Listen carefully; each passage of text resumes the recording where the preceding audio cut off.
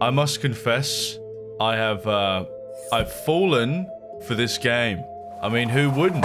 You get superpowers, very functioning enemies, cat cutscenes, and most importantly, the one thing we look for when diving the depths of Steam, AI voice. Guys, trying to kill me.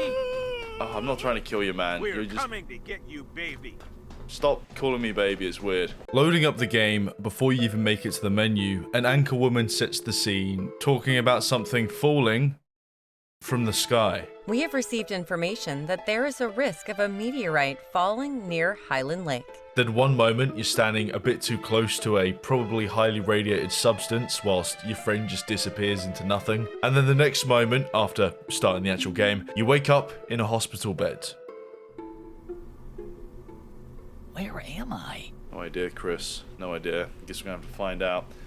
So that's me. Camera's kind of like, it's very intimate, it's very close, it is not great. I would say that the controls were simple, but after picking up an AI generated coin that gives you the power to eagle vision while you sneak, you could tell that some keys don't really align with what's on screen. Crouching onwards, I quickly found one of the best abilities, telekinesis, which of course means that you can throw things, but this also acts as a sort of key to force open doors. What's going on, Chris? Oh my god.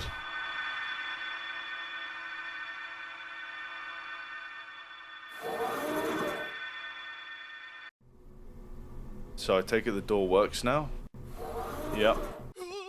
Eek, how did you open the electronic lock? Stay back! Anything. Stay back, creature! Wait, Heidi. Where is she? Did he really open the lock using his powers? Is he dangerous? He's just a 17-year-old kid, right? If we beat him up hard enough, he'll learn to listen to you. Until he pisses his pants.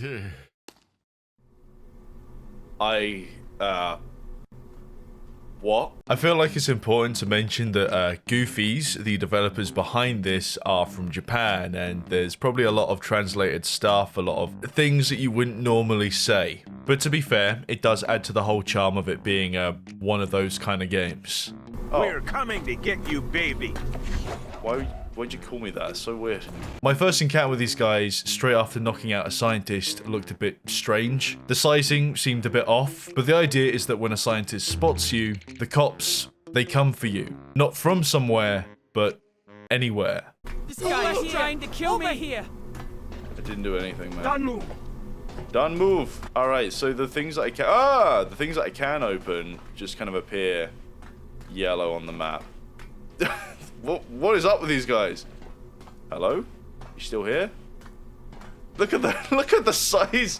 They've just randomized the sizes of the NPCs. Yeah, they just disappear as well. Already, it feels like one of those games. However, the dev did try to at least make something decent here. As increasingly cursed as the cutscenes become, there is a story. First, you play as a 17-year-old kid named Chris, who unfortunately has become a vessel for an alien force called the Fallen. This explains the whole superpowers thing. And of course, being in this lab means that we are a subject to experimentation.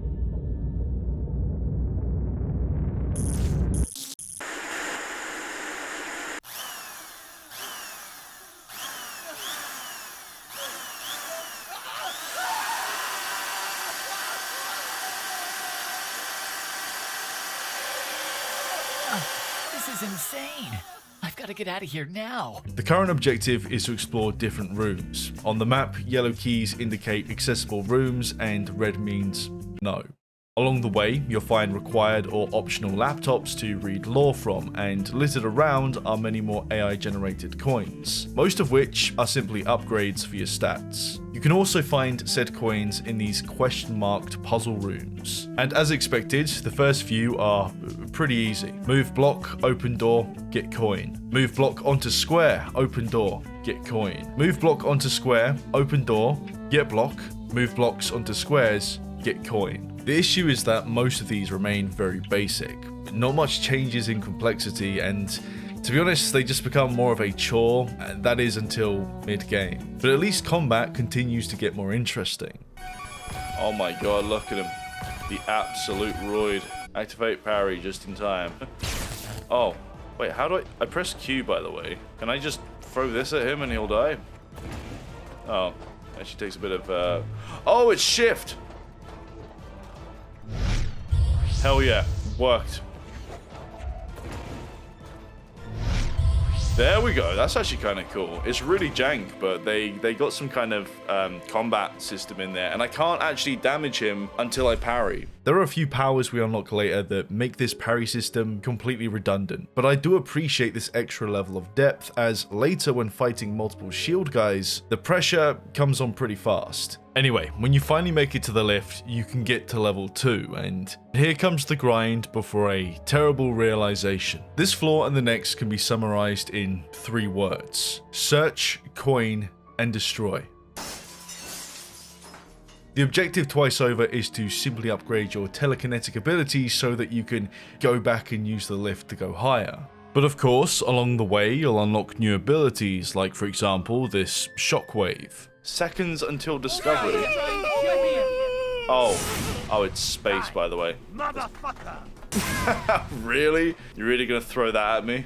As I progressed through this level, repetition slowly crept in. All the rooms kind of felt the same, combat was getting a bit samey as well, but thankfully, it didn't take too long to find the telekinetic upgrade I needed. And when leaving the room, combat thankfully became a bit more interesting.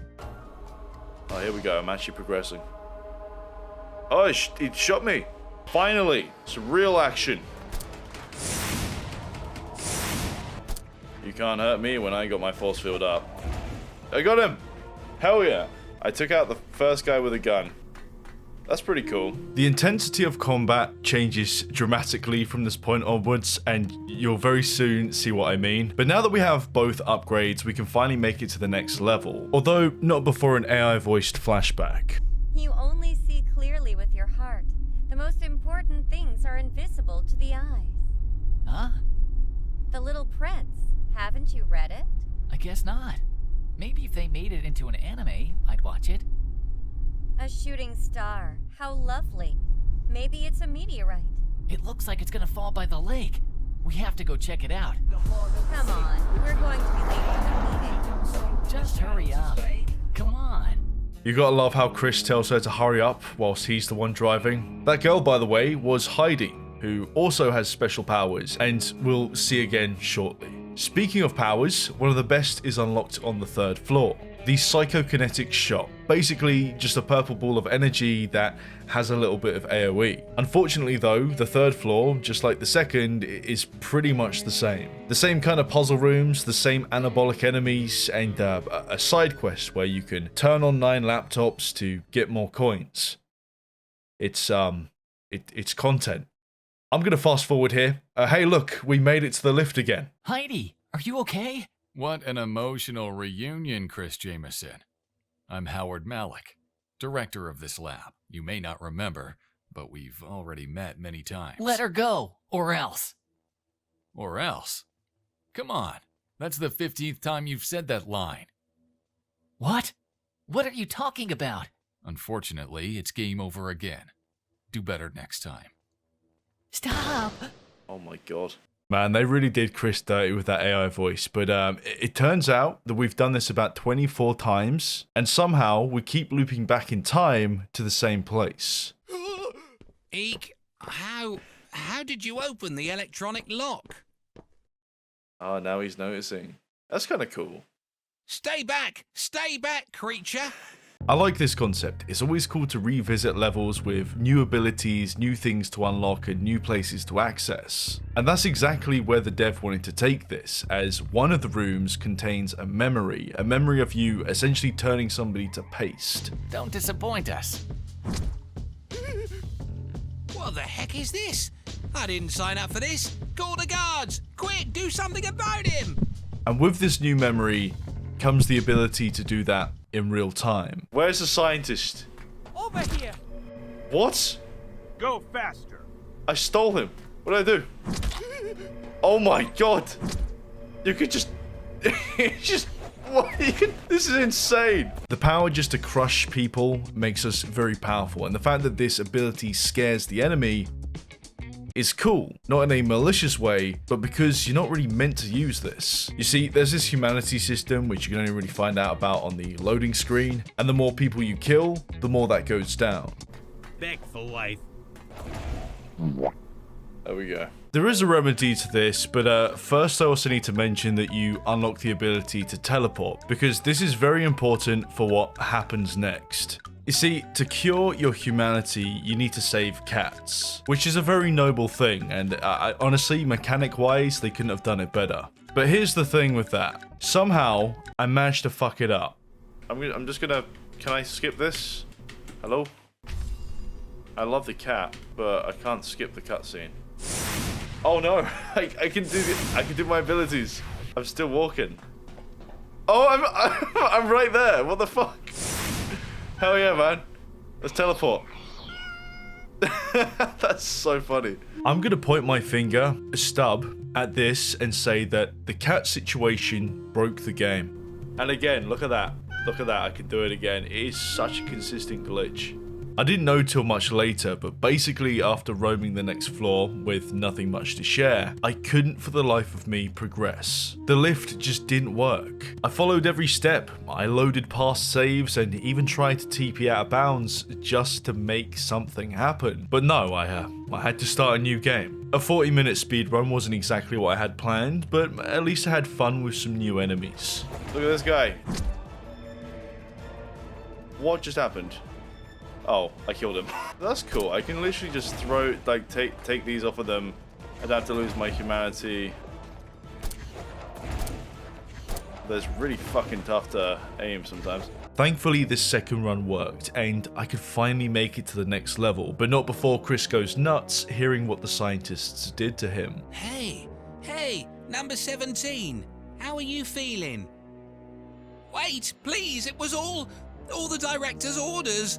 I didn't want to do those things. What happened? Tell me everything. We deemed you a danger and isolated you in the lowest level of the building. We pumped you full of anesthesia, liters of it. I suggested we should just keep you asleep forever, but the director wanted to dissect you. Enough. Stop talking. Electric shocks, and also concentrated sulfuric acid. Shut up. My respect for Chris only decreased after this. I like that guy. He was cool. And clearly, the whole next floor liked him too. Because my god, man, the spawn rate is high. Just look at it. Look at the corridor. Just look at how many enemies are there. Parrying? Why bother? Just spam brain abilities and commit heresy. That's all you can do. And if that wasn't enough, the next room was just pure salt.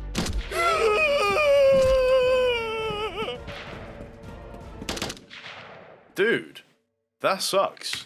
Fuck it, we're going balls deep. Balls deep, man. I don't care. Just fucking do it, mate. Just get out of here. I'm dead again. This is bullshit. It took me a few tries to get this right. I mean, I was already stressed because I had to leave for a flight soon, and it felt like I kicked the dev's cat or something with the amount of enemies just placed in this room. But it's not like they don't give you the abilities to deal with the situation. And to be honest, I was just being a bit of a bitch about it. I persevered, I changed my strategy, and man, did it feel good. I think I might have cracked the code with this one, but my god is it difficult. Die. You die as well, and you get out of here, and you as well. There we go, finally. Oh my god. Do not give me anything else after that. I'm good. I've done it. Oh no, she's dead. Heidi. Oh. Not Heidi. Oh no. Oh no. Oh no. How does it feel to be the dumb guy who went on a rampage and let her die? Fuck off. This is great. Chris, don't fight him. He wants you to. Come back, Heidi. No. Why? Heidi. It looped again. I was under something. There was blood all around me. I definitely just died. My death makes time rewind. This is now the second time where we go back in time, but this time we get to play as... Heidi! While time is stopped, all time stops except for the player. Oh, that's it. That's pretty cool. Now I go this way. What? I got caught by a scientist. That's what. Now, I hate to brush through this section, but honestly, besides some lore dumping, nothing is really done with this cool time-stopping mechanic. I didn't encounter any puzzles that required this ability, or any situations that made use of it. All you use it for is to just get past scientists, and that's it. I did, however, manage to break the game again by getting confused and taking a lift to the basement, which somehow turned me back into Chris. And this ultimately had the knock-on effect to result in a point on the map not triggering when it should. Anyway, for context's sake, lore-wise, this guy, the director, wants to become the chosen one for the Fallen. The Fallen are an alien race who are using Chris as a vessel to take over the planet. And the director is actively trying to kill Chris to somehow obtain this power. Heidi is essentially used as just a reset switch. Every time she dies, only the observer or the person who's killing her remembers what happened when time goes back. And that's essentially all the lore you need to know for now. But at the end of this level, we finally get a cutscene where Chris leaves the lab, and this brings us into a whole new environment.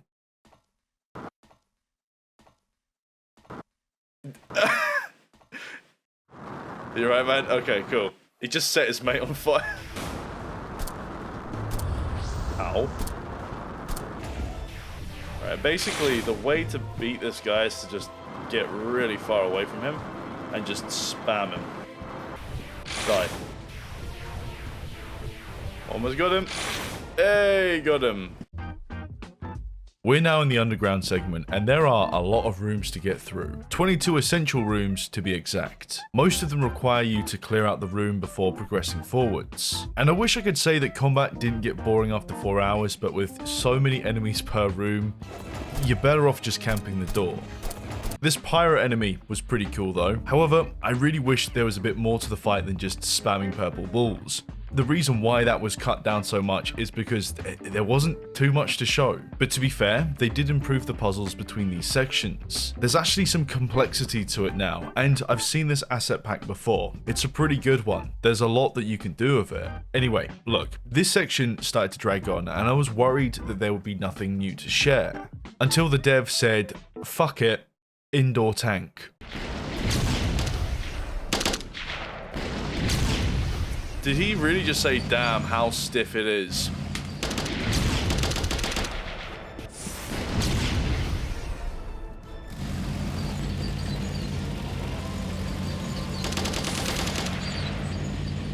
This is actually us. Oh. And what do we do when we get up? Fuck yeah, man, I did it. Damn how stiff it is. With a mountain of salt ever rising, and with this victory in hand, I desperately needed something to pick me up. And the game delivered on that quite literally, by at the end awarding the power of flight by gas. With this new ability, it was now time to surface and take on the city. They're all in line to speak to their leader. Did I fix it? All right, yeah, this game's all right now. I can see the appeal. Ow, ow, ow, ow! What the fuck is going on? I think it's about time that you retire. Destroy the vehicle carrying the commander. Don't just get it.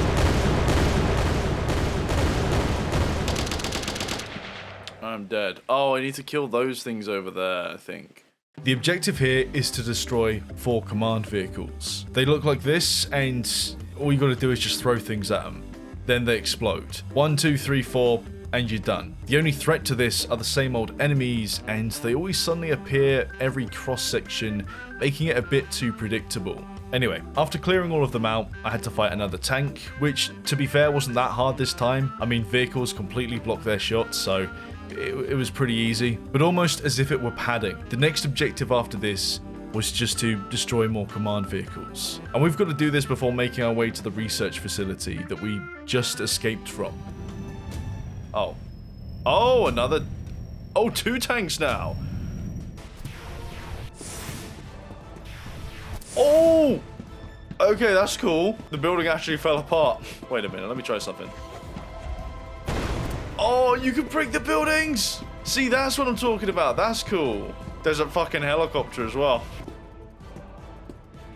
I got it right in the blades. Oh, that actually did damage this time. I think it's about time you retired.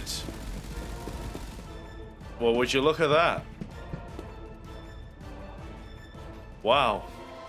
It worked. I like this. Being able to destroy buildings is always fun. It's unfortunate, however, that this is the only moment you can do it. But you know what? I'll hold my thoughts for later, because after a quick fart to the roof, we find the director once again with Heidi doing his weird facial animations. Oh shit. Perfect. This is exactly what I've been waiting for. The perfect incarnation of destruction. Heartless and corrupted by blood. This is the Fallen. Heidi, run! He still has some humanity. Finish her. That will make you complete.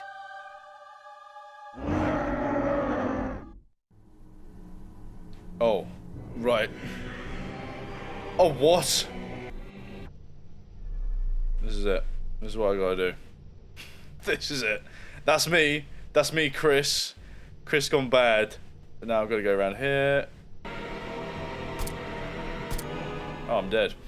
Are you dead? This is it. This is the moment where Chris goes rogue and transforms into some kind of angel. And once again, we're playing as Heidi with the ability to stop time. The first objective is that you need to run over here and I guess hide or come up with a plan. And the plan is that we need to get to this escape pod. But the way to do that is that we need to power it up. And this is where the struggle begins.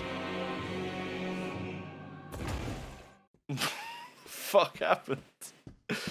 Was that like did a trash bag just teleport above my head there?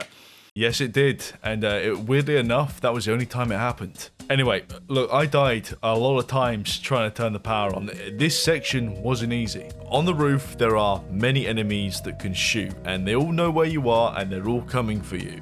The only way to get away from them is to stop time for a bit. Now, if you remember, there's this crouch mechanic, and I assumed at some point that I could probably do some stealth, but that's not possible. The reason why it's not possible is because Chris is hunting you down constantly. So essentially, all this section really boils down to is running from one generator to another, constantly stopping time, hoping to dear God you don't either walk into a bullet, which to be fair I found to be pretty cool, or just straight up get shot. And then eventually, for what feels more like luck, you can finally make it to the escape pod.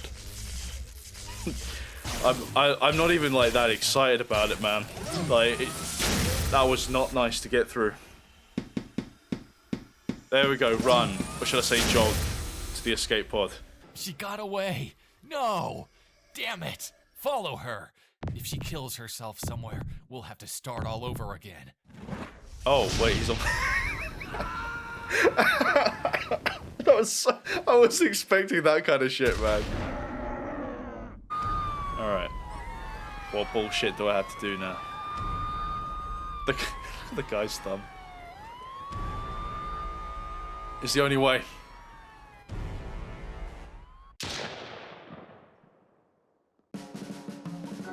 I genuinely love games that give you superpowers. It's always been a favourite concept of mine. My main issue, however, was that for about a 5-hour-long experience, minus a restart, it didn't have too much depth. And it's really hard to convey that feeling without dragging you guys along. Besides most of these simple puzzles, objectives were essentially kill X of this or collect X of that to progress. The only depth in combat was having to parry shielded guys for a bit before you gain the ability just to steal their shield and throw it back, which is cool, but that's all there really was. The main point I want to make is that there's a good foundation here and great potential. All it needs is a bit more creativity and a bit more depth.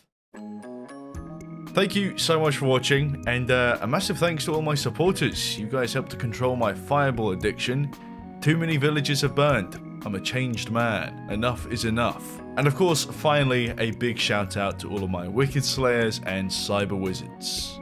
Gibbles by the Dozen, the Cuddly Bot, Negadan, the one with severed toes, Abby, the Meatly, Ali.Lair, Spooky, King Delirious, Arcadius, Adam, Scotched Eggs, Big Ram, Grimber, Ninja Cat 8, LetterOpener.mp3, Julie, Borky, Callum, Ambassador Ass, Dante's Face, The Smiley, and Skullduggery. And I'll see you guys next week with more Cursed.